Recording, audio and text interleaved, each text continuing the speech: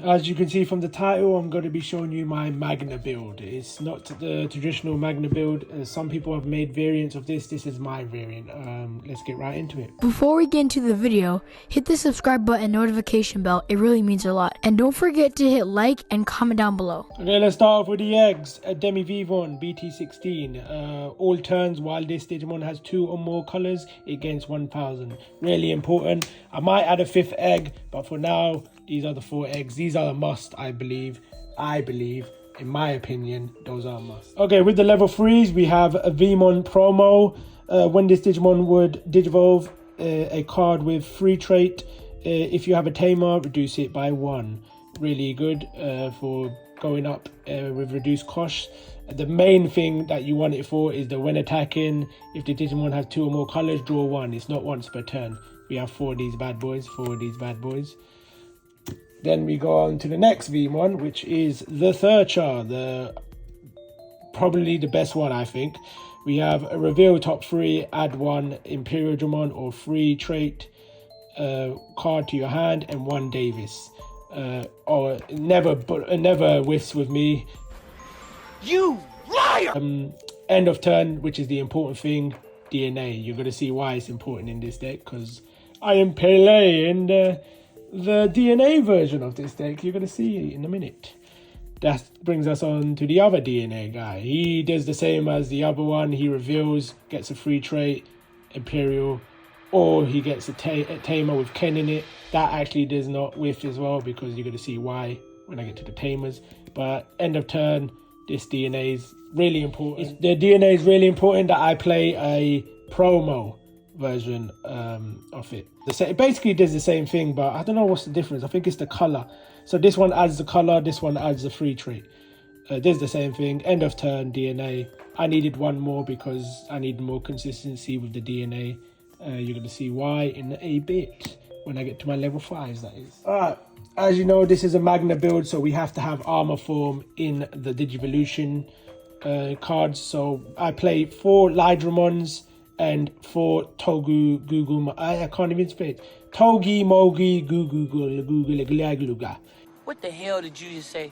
You know what I'm talking about. This guy. I play 4 of this over 4 of these because I have more Vmons, so it'll be reduced cost. And then 3 of these because obviously Wormmons, I can still target them to make it reduce cost.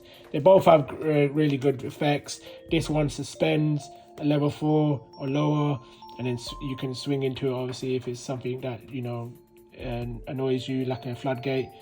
There is going to be an upgraded version of this. Remember, it's coming out soon, so that is going to be changed over. This one is really good. It surprises a lot of people when they're playing against it. All turns, once per turn, when an opponent's Digimon becomes suspended, trash the top Digivolution card of one of their Digimon. Then one of their Digimon with no Digivolution cards can't block or attack. It comes up a lot when people don't read, and people tend to not read, including myself. So yeah, let's get into the last level 4, which is XVmon. Gives your guys jamming. Gives your imperialdramon or free trait jamming. Comes up a lot, trust me. Now we move on to the level 5s, the most important bit other than Magnamon into this deck. We only play 7 level 5s. We played the Imperialdramon, the Partition Man, the Suspend Dude. We play 4 of these. Even though I play 4 of these, I mostly see the other one, which is, you guys should know what that is. Partition, suspends. If it has a target to suspend, which has come up to me, it backfired on me. I can't unsuspend. So if it has a target to suspend, I can't unsuspend, which has come up when I was about to finish the game. So it's actually made me lose a game before. And then this beauty, Dino Beamon. The main reason I don't really care about is when Digivolving. When Digivolving is good, if DNA Digivolving, suspend one of your opponent's Digimon, and this Digimon gains 3k, that's okay, that's alright.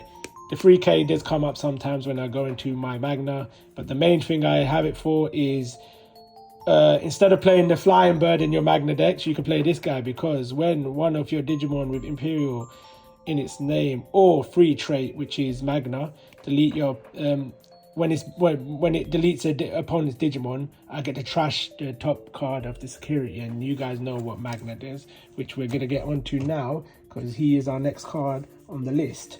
4 Magnas, obviously. Some people play 3, depends on your preference. I play 4. I want to see this bad boy in my hand. It is broken still. Yes, it's been power crept with by certain people with bigger DP like Gallants and all that, but it's still a powerful card. Obviously it needs the armor traits, which we have. Again, if they have blockers on the field, you're destroying them because you're majority of the time you're stronger, so you're destroying the blockers. Then you're gonna trash their security, which activates his effect. Then you can swing again. I'll show you combos near the end. 2 Paladin modes. It is a beautiful card, really beautiful card. Can steal you games. Especially if they're rushing with so many cards and you know they're gonna kill you the next turn. You just ace, strip their sources, becomes your goal. This destroys Fenrir Luger, especially if you have Magna. Magna can't be destroyed. Obviously, it can't be affected by Digimon effects or any effects. Any effects. So if they try to Fenrir Luger, try to pop your Magna, you can't. They swing. You Imperialdramon, then it's your turn because they've obviously gone up to 3 and then they use their friend Luga, then it becomes your turn. This has won me quite a few games. 2 of fighter modes. There's 2. There's the second one, but right, this sleeves. I need to re-sleeve these. These are really dirty. Brother. But yeah, I would have had a second one, but I accidentally put it in a box. And gave that box to a friend. I can't. Long story short, that's the long story short. I'm not going to say the long story, but yeah, 2 of these bad boys. I'll explain why later in the combos what you can do. Yeah, these 2 are really good. Trust me. Can change games. Okay, our options are really short. We played 2 Jade Memory. This basically searches everything. Really good. 1 Heaven's Judgment and 2 Return of the Primogenitor. Stop it. Get some help. Yeah, 2 of these bad boys. I'll explain again in the combo. One of the combos that you can do with this card. Tamers now. Yes, not that much options as you can see. Just 5, which is alright. Tamers. 2 Davis. Some people play 3. I play 2. I hate seeing an extra one when I have all the cards when I need to see these bad boys. Davis and Ken. Obviously my searchers search this card. Both of them search this card because it's got Davis and it's got Ken is the name. Obviously the Wormons won't search these guys, which is a bit of a bother, but it is what it is. This bad boy I think is going to get hit in the ban list 100%. Not only because of this deck, not only because of Imperial, but because future proofing plus red and purple can play this, which is broken. This bad boy, you know what it does. If you have this on the field, your majority of the time you're gonna OTK most of the time. It's such a good card. Those are the cards. Side decking. The only thing you can side deck, I think, these 2 out for Medieval. Medieval is such a good card. Jade searches for it. Other side decks, you'll probably change up the armor forms, you know, 4 of this instead of 4 of this. Other than that, nothing really to change. Okay, combo time. Let's say you went first, you digivolved, and then you play the Davis and Ken. Okay, next turn, obviously they do their shenanigans. You put forward your Vmon. Start off main, you will play out a Vmon or Wormmon, doesn't really matter.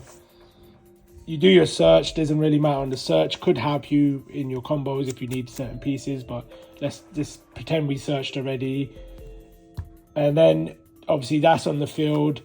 You digivolve here, for 1 cost because you have the Vmon and you have a Tamer.